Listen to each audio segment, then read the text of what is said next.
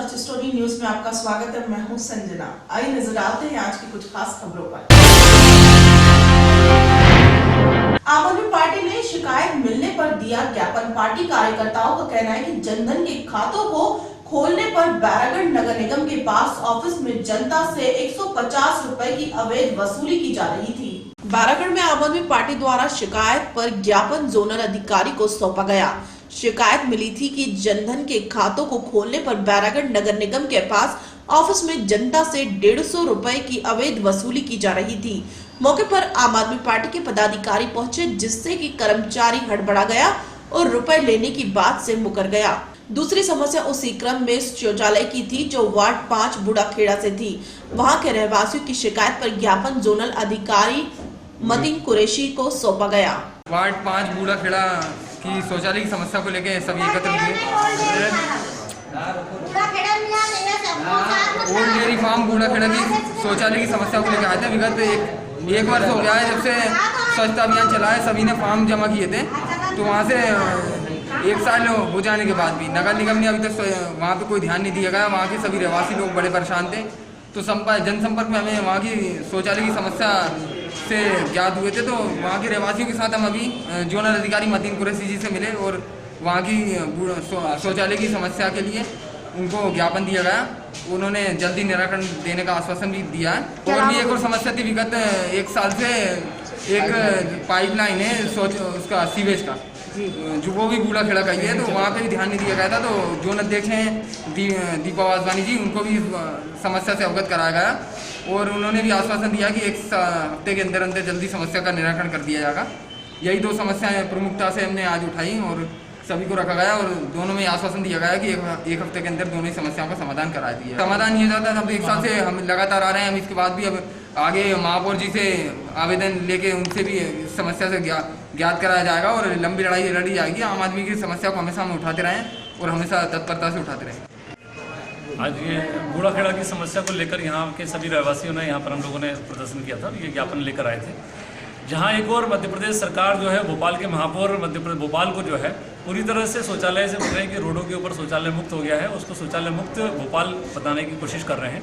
उस तरफ देखे जाएंगे तो भोपाल के अंदर से बेरागढ़ की लगी हुई जितनी भी कॉलोनियाँ हैं उसके अंदर लोग बाग आज भी जो है जंगलों में और रोडों के किनारे पर शौचालय में जाने को मजबूर हैं। उनके फॉर्म ले लिए गए, लोगों से पैसे जमा करा लिए जाते हैं, सालों तक उनके घर पर शौचालय बना के नहीं दिया जा रहा है। कई लोगों के फॉर्म लेने के बाद पैसे उनसे नकद मांगा जाता है और कई समय तक उनको रसीदें नहीं जाती। इस तरह की अव्यवस्था पूरे भोपाल शहर के अंदर है, एक जगह का मामला नहीं है, पूरे भोपाल के अंदर इस तरह की समस्या देखने को मिल रही है।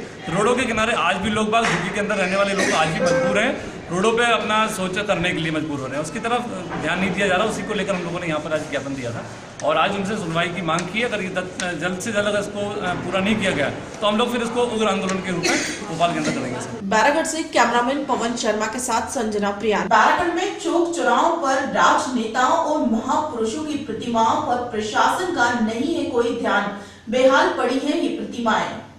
चंचल चौराहे पर जहां राष्ट्रपिता महात्मा गांधी की प्रतिमा जर्जर हालत में हो रही है, तो वहीं दूसरी ओर भारत के प्रथम प्रधानमंत्री पंडित जवाहरलाल नेहरू की प्रतिमा 6 वर्षों से लापता है।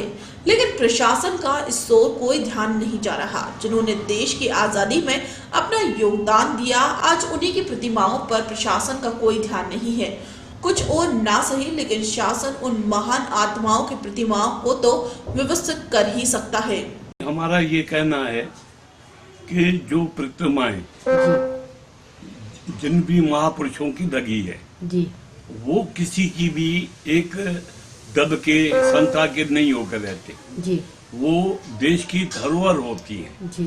तो मेरा तो मानना ये है जिसका भी शासन हो जी, उनको इन महापुरुषों की जहाँ भी मूर्तियां स्थापित हुई हैं उनका ध्यान रखना चाहिए, रख रखाव रखना चाहिए और साफ सफाई के मामले में या अगर उनकी कोई नुकसान पहुंचाने की कोशिश करता है तो उन पे कार्रवाई करके और एक ऐसी अच्छी जगह पे जहां लगाएं जहां जनता उनको अच्छी तरह देख सके और जनता भी उनकी रक्षा कर सके। अभी जो प्रदेश कांग्रेस के अध्यक्ष अरुण यादव जी हैं उनके भी सामने ये बात रखूंगा कि नेहरू की प्रतिमा चाहे बापू महात्मा गांधी की जो प्रतिमा खंडित के रूप में हो गई है, उनका नयाकरण करके उनकी जगह बना के रखना चाहिए। और मैं महापौर जो हमारे आलोक शर्मा जी हैं, या हमारे रामेश्वर शर्मा यहाँ के विधायक हैं, और आलोक संजर जो हमारे भोपाल लोकसभा क्षेत्र के पार्लियामेंट मेंबर हैं, इन लोगों से भी मैं अपील करना चाहता हूँ, करूँगा कि जो नेता होते हैं वो देश की धरोहर है, किसी संस्था के नहीं है, जिसमें महात्मा गांधी, जवाहरलाल नेहरू, इंदिरा गांधी, यहाँ हमारे डॉक्टर श्यामा प्रसाद मुखर्जी, पंडित दीनदयाल उपाध्याय और जो ऐसे नेता हैं जिन्होंने देश के लिए किया है, उनकी प्रतिमा को कहीं भी हो, उनकी सुरक्षा हो, वो खंडित न हो, उनकी रक्षा करना शासन का कर्तव्य है, साफ सफाई करना उनका कर्तव्य है। इसीलिए मैं जिसका भी शासन है शिवराज सिंह का, उनसे मैं अपील करूंगा कि इन महापुरुषों की जो मूर्तियां हैं उनकी देख रेख, उनकी रख रखाव करना चाहिए, उसमें उनकी भी बात बनेगी, और देश के जिन्होंने कुर्बानियां दी है उनके रख रखाव करना शासन का। बैरागढ़ से कैमरामैन पवन शर्मा के साथ संजना प्रियानी की रिपोर्ट। हिंदी को मातृभाषा कहा जाता है और बीजेपी हर साल बड़े धूमधाम से हिंदी दिवस मनाती है, और इसी हिंदी की टांग तोड़ता नगर निगम प्रशासन। जहां देश के राजनेता हिंदू और विश्व हिंदी सम्मेलनों की बातें करते हैं, वहीं हिंदी की मात्राओं में गलतियां भी करते हैं। जी हाँ, हम बात कर रहे हैं हिंदी की, जहां शब्दों में मात्राओं की गलतियां देखने को मिलती है। बैरागढ़ के नेहरू पार्क में शासकीय सुलभ शौचालय की स्थापना 10 जनवरी 2014 में हुई थी, जिसमें महापौर कृष्णा गौर, विधायक रामेश्वर शर्मा, नगर निगम अध्यक्ष कैलाश मिश्रा और महापौर परिषद सदस्य कृष्ण मोहन सोनी भी उपस्थित थे। इस सुलभ शौचालय को बने आज पूरे 2 साल हो चुके हैं, लेकिन आज तक किसी ने भी इस सुलभ शौचालय के ऊपर लिखी हिंदी के शब्दों पर ध्यान नहीं दिया, जिसमें मुख्यमंत्री गलत लिखा हुआ है। देखिए, मैं समझता हूँ कि मध्य प्रदेश में सरकार नाम की कोई चीज़ ही नहीं है। वह तो सिर्फ अपनी वाहवाही लूटने के अलावा और कुछ नहीं करते। कितने बड़े दुख की बात है, इतनी बड़ी मिस्टेक होते हुए भी न तो आज तक किसी अधिकारी का ध्यान गया, न किसी विधायक का ध्यान गया, न किसी पार्षद का ध्यान गया। यह एक मुख्यमंत्री शब्द की बहुत बड़ा अपमान है। एक तरफ तो प्रधानमंत्री से लेकर मुख्यमंत्री तक हिंदी को बढ़ावा देने के लिए बात करते हैं, और यह मात्र एक पब्लिसिटी के अलावा और कुछ नहीं करते। क्योंकि आपने देखा होगा मध्य प्रदेश मोदी जी, देश के प्रधानमंत्री, हिंदी दिवस बड़े जोर शोर से मनाया, लेकिन उनकी योजनाओं के नाम क्या है?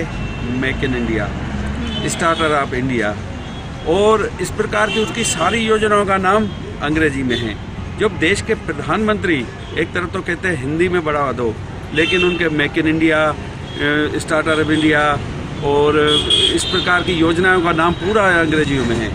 तो उनकी कथनी और करनी में फर्क है।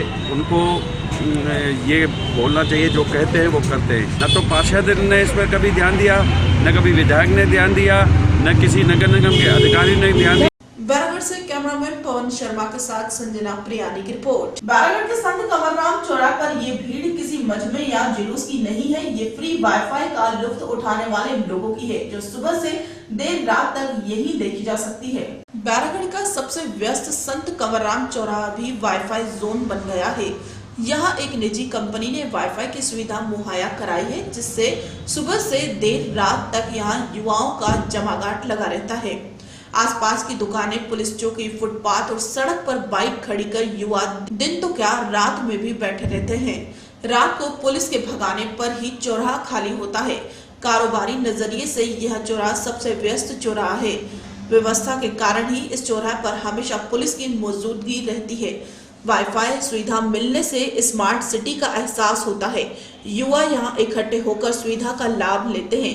बिना खर्च हाईटेक होने का मौका मिल रहा है। निजी कंपनियां व्यवसायिक प्रमोशन के लिए सुविधा दे रही है। युवाओं का कहना है कि जितने दिन मिल रहा है फायदा उठा लो।